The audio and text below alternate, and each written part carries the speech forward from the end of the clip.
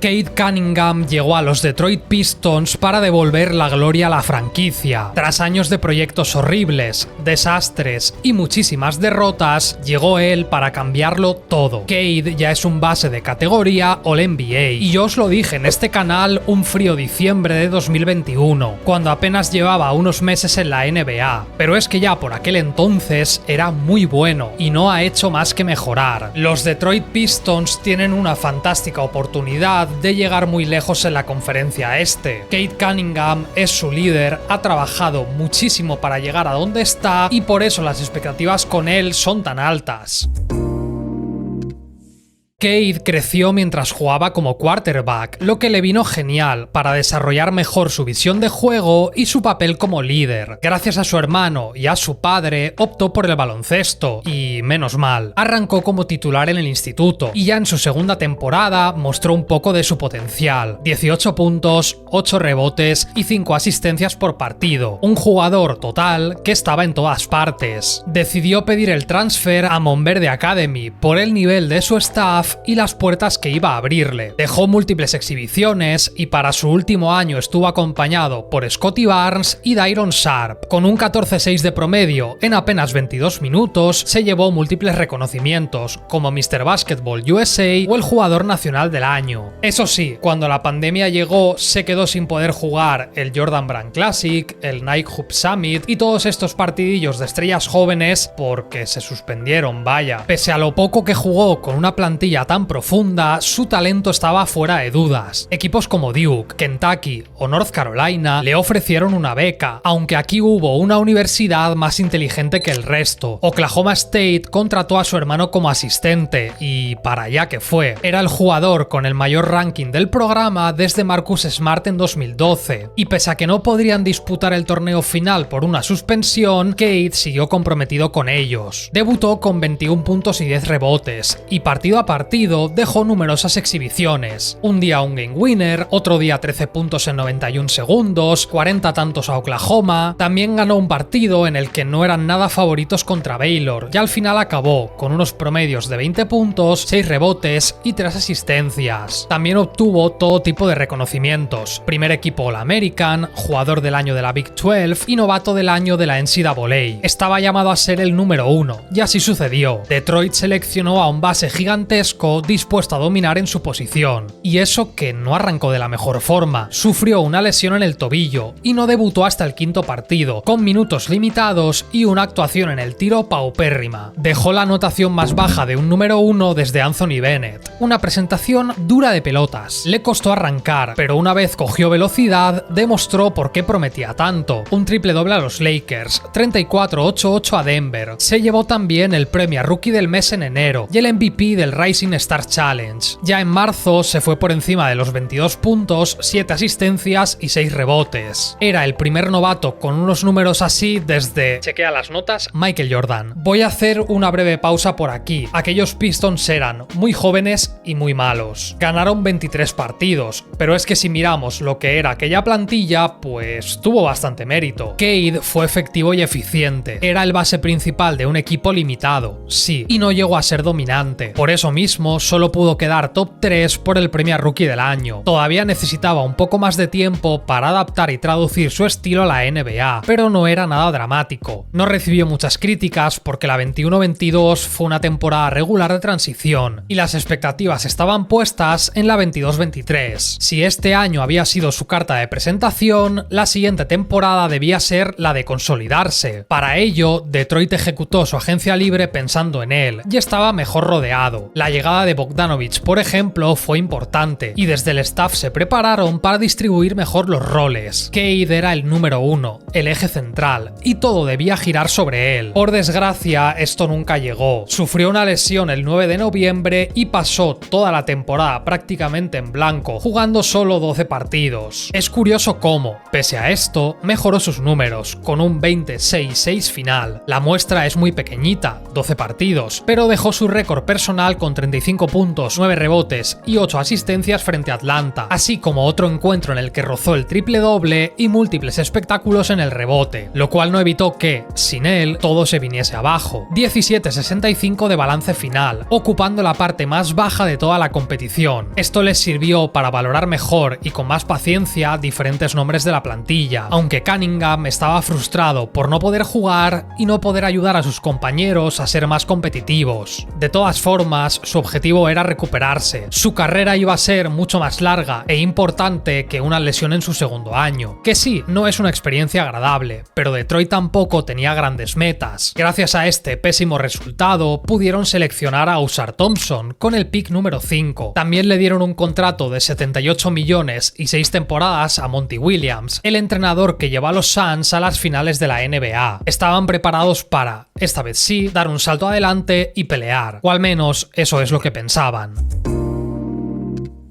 Ni los mayores críticos y haters de Detroit podían imaginar el año que iban a firmar. Fue una temporada desastrosa, y es que yo pienso que ni siquiera merecían ser tan malos. Y realmente empezaron muy bien. Cade anotó 30 puntos, repartió 9 asistencias y perdieron por un mísero puntito contra Miami. Su segundo partido fue bastante más discreto, y gracias a un 25-10 ganaron el tercero. Por fin era un balance positivo. Arrancar con buen pie era fundamental para ellos, porque necesitaban victorias y creer en el proyecto. Bien, pues desde el 30 de octubre hasta el 30 de diciembre no ganaron ni un solo partido. 28 derrotas consecutivas, récord histórico, y muchas de ellas auténticas palizas. Cuando llevaban 5 podía ser una mala racha, no era tan horrible. Alcanzar las 10 fue doloroso. Con 20 hundieron al vestuario. La narrativa mediática se centró en si eran uno de los peores equipos de toda la historia, y el mismo Cunningham estaba harto porque no consideraba que fuesen tan malos. Él anotó 43 puntos a Atlanta, 41 a Brooklyn, un 31-9 a Boston, 28-10 a Utah, remaba y remaba, pero las victorias no llegaban. El equipo ni siquiera era tan malo en ataque, pero en defensa, joder, eran un dolor. Monty Williams parecía no querer estar ahí, y al final del día nadie quería estarlo. Sí que se esperaba que fuesen un equipo regular tirando más bien a malo, pero no hubo forma de pronosticar que iban a ser tan penosos. Hubo un punto en el que, más allá de la falta de talento, ni un solo jugador de la plantilla creía en sus opciones. No es que el vestuario estuviese herido de muerte, que también, es que la organización necesitaba cambios muy profundos y radicales. Cade promedió casi 23 puntos, más de 7 asistencias, 4 rebotes, pero ¿importaba algo? Estaba muy mal rodeado y su talento no podía brillar así por mucho que se esforzase. Fue otra temporada de mierda, con unas ridículas 14 victorias y 68 derrotas. Era el peor balance de la historia de la franquicia, un récord de dudoso honor para los afectados. ¿Quieres llevarte 20 euros completamente gratuitos? Con N26 lo tienes súper fácil. Abres tu cuenta desde el móvil en minutos, pones mi código David Casas, haces tu primera compra y ya está, 20 euros para ti de forma directa. Con esos 20 euros puedes hacer un pedido en Fútbol UFO y por el precio de una camiseta te acabas llevando 3. Básicamente vas a recuperar tu compra al instante. N26 es una cuenta gratuita, 100% digital y sin comisiones. Yo me creé mi cuenta en 2021 y por eso me alegra bastante que sean sponsor del canal. Desde la aplicación puedes gestionar tu dinero, tus ahorros, invertir y desde hace un tiempo tienen Bizum, que oye, para ese colega que se escaquea pues está muy bien. Y si viajas también es súper top. Puedes pagar en cualquier divisa sin comisiones, así que aprovecha, código David Casas desde el link de la descripción o el QR que tendrás en pantalla y esos 20 eurazos van a ser tuyos. Esos ansiados cambios llegaron. Primero en las oficinas, con el aterrizaje de Tryon Landon como nuevo general manager. Monty Williams, el millonario entrenador, fue despedido aunque le quedaban 5 añitos más de contrato. J.B. Bickerstaff, quien se había ocupado de reanimar a los Cavaliers, tenía un reto todavía mayor, hacer lo mismo en Detroit. También hay que decir que hicieron fichajes interesantísimos. Las llegadas de Tim Hardaway Jr., Malik Beasley y Tobias Harris no eran espectaculares en cuanto al nombre, pero sí era lo que necesitaban. Veteranos más que probados, capaces de evitar una debacle en el vestuario y sobre todo, listos para sumar en pista. Impacto inmediato, profesionalidad y madurez. Eso fue lo que necesitaba Detroit. Sí o sí iban a ser mucho mejores en la temporada 24-25. Primero porque bueno, ser peores era difícil. De hecho, muchos se tendrían que haber esforzado. Y después porque ahora sí habían construido un roster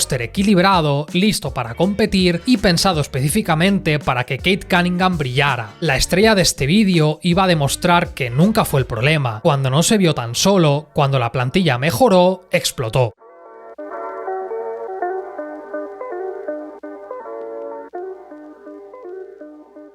Con un goloso contrato recién firmado de 224 millones y 5 temporadas, debía demostrar por qué leches le habían dado tanto dinero. Si lograba ser All-NBA, esa cifra podía ascender hasta los 269 millones. Claro que si lo conseguía, quería decir que había entrado en el top 15 de la NBA. En noviembre firmó un triple-doble con game winner ante los Hawks. Era su tercer triple-doble consecutivo, y todavía llegarían unos pocos más. Su juego no solo era dominante, es que las defensas rivales no encontraban la forma de ponerle freno. Antes de acabar 2024, habían logrado las mismas victorias que la temporada anterior, y en 2025 no hicieron más que mejorar. Los triunfos llegaban y llegaban, hasta colocar al equipo por encima del 50% en enero. Cade se ganó su primera aparición en el All-Star, y el equipo jugaba a su ritmo. Se puso los focos sobre él mismo, en parte porque Detroit ganó mucho más, pero lo hizo gracias a él. El talento siempre estuvo ahí, solo que ahora tenía una plantilla con la que demostrarlo. La buena racha continuó, y las victorias también. Lograron firmar un 44-38, 30 victorias más que la pasada temporada. Esta fue una de las mayores evoluciones por parte de un equipo en toda la historia. Y sí, habían cambiado bastante, pero su filosofía y jugador principal estaban ahí. Cunningham cerró la regular season con unos promedios de 26 puntos, 6 rebotes y unas asombrosas 9 asistencias, lo que le permitió colarse entre los mejores bases de la NBA. Y así es como afrontarán los playoffs, con poca vergüenza y muchas ganas de pelear. Aunque cayeron en el primer partido contra los Knicks, no iban a repetir las barridas que habían sufrido en sus dos apariciones previas.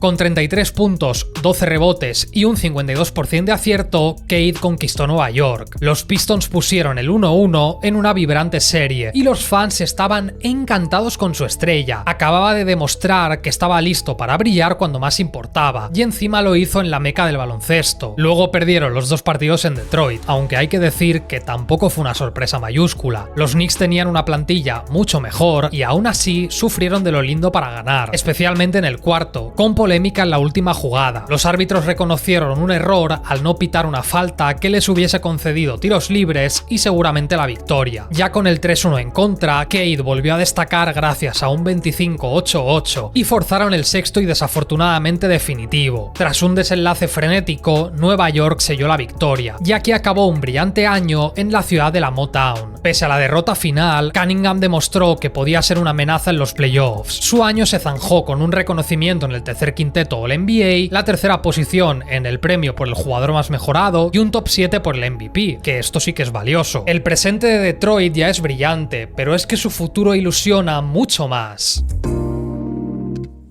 La apertura de la conferencia este, tal y como ya os conté en este otro vídeo del canal, permite a Detroit soñar a lo grande. Vamos a suponer que Cleveland y Nueva York son el top 2 claro. A partir de ahí, el resto de la conferencia es súper volátil. Proyectos como Orlando u Atlanta se han reforzado y buscarán ser la gran sorpresa, mientras que Milwaukee y Filadelfia quieren volver a estar arriba. Y aun con ello, yo pienso que Detroit está en una fantástica posición para sentarse dentro del top 4. Las llegadas de Caris LeVert y Duncan Robinson son dos añadidos de lo más interesante, que sirven para cuidar y mantener la filosofía del equipo. Sí que tenemos que ver cuánto notan la ausencia de Beasley, quien hizo un temporadón, pero que se ha visto salpicado por una investigación por apuestas deportivas. El plan era renovarlo, pero cuando pasó todo esto, pues bueno, se lo pensaron dos veces. Aunque sobre todo cuentan con el crecimiento de los jóvenes. Jaden Ivey, Jalen Duren o Ausar Thompson van a seguir dando pasos hacia adelante, y será interesante ver cuánto pueden pueden mejorar de un año a otro. Bickerstaff les ha dado motivación y ganas de comerse el mundo, y ahora pueden lograrlo. Y por encima de todos estos nombres, liderándolos, tenemos a Cade Cunningham. Las miradas ya están puestas sobre él, y lo cierto es que no es para menos. Ya ha hecho algo muy complicado, como es meterse en el tercer quinteto All-NBA. A sus 23 años, con mucha carrera por delante, ya ha demostrado que puede dirigir un proyecto y ser la pieza central del mismo. En la postemporada no le tembló la mano, y va a ser un año vital para él. Hay varios aspectos en los que puede mejorar, obvio. Si es más cuidadoso con el balón y sobre todo, si logra que le piten más faltas, su juego dará un salto enorme. Este año apenas lanzó 5 tiros libres por partido, y aunque nunca va a ser Shai, Trae Young o Harden, que son el top 3 de los exteriores, puede sacar todavía más. Otro punto clave es su selección de tiro. Si afina un poquito, va a mejorar mucho más sus porcentajes. Y ya si aprieta más en defensa, ni os cuento lo mucho que puede subir su nombre entre las estrellas. Las condiciones para ser un jugador que aspira al MVP las tiene. Ya ha demostrado que sabe hacer numerazos y que es fundamental tanto dentro como fuera de la pista. Su estilo es tremendamente versátil, y si pienso que es una de las estrellas más infravaloradas es, en parte, porque no mucha gente siguió a Detroit. Sobre todo, nadie los veía en los años previos. Y yo esto, ok, os doy la justificación, era muy duro. Esto ya es poco probable y optimista, pero si este equipo se marcha a las 50 victorias, por ejemplo, tened claro que será, principalmente, gracias a Cade. Esto lo volvería a meter en los quintetos All-NBA, y hasta podría ser un candidato tapado al MVP. Lo normal sería que mejore un poquito más, pero es que tenemos que tener claro que ya está en la élite y ahora es pulir pequeñísimos detalles. Los Detroit Pistons encontraron a su jugador franquicia en el draft de 2021. Costó confiar en él, porque su año rookie fue de progresión lenta, y una lesión le impidió explotar antes. Para su tercera temporada, cuando más ganas tenían los aficionados de verlo, llegó un absoluto desastre. Y aunque él fue uno de los menos culpables, una parte de los medios de la NBA lo vincularon a él como parte de ese fracaso. Por suerte, el juego, la pelotita, no miente, y en 2025 demostró lo que realmente es, una superestrella por la que merece la pena pagar una entrada o ver un partido desde casa. Ojalá se consolide en la élite, porque es un jugador diferente y sobre todo muy bueno. Y esto ha sido todo. En pantalla vais a tener los nombres de las diferentes personas que son miembros en Patreon y que ayudan a que esto sea sostenible. Si quieres aportar y tener contenido exclusivo, puedes hacerlo desde el enlace que tienes en la descripción, comentario fijado o en pantalla. También habrá aparecido otro vídeo, y en este te hablo de Luka Doncic, por qué se ha transformado en el nuevo rey de los Lakers y cómo la franquicia angelina se va a configurar a través de él. Ya se ha hecho con el control del equipo, y lo cierto es que LeBron no se lo ha tomado muy bien, y en este vídeo te lo cuento todo. Muchas gracias y nos vemos pronto.